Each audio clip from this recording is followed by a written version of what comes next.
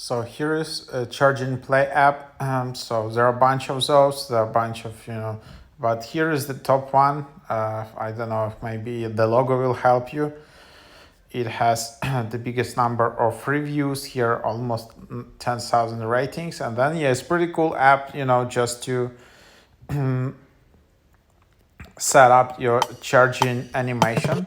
And, if you charge in your phone a lot, it can be pretty cool app. So yeah, you can just set up what you want to see here. So you can just set up like this animation, bunch of different styles, and then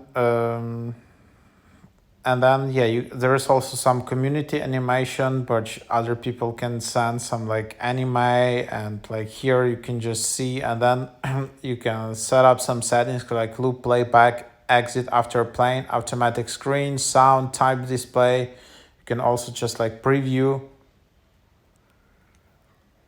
So that's one's pretty cool, right? It's much less boring than, just standard. However, some people just like standard one, but for example, this is very minimalistic. So quite cool, and there are sometimes there are sounds and all of that. So yeah, here, for example, you just can see it. So yeah, it's pretty cool. So, is the new iPhones with all these dynamic islands. You can just have that. Then there is also charging widget.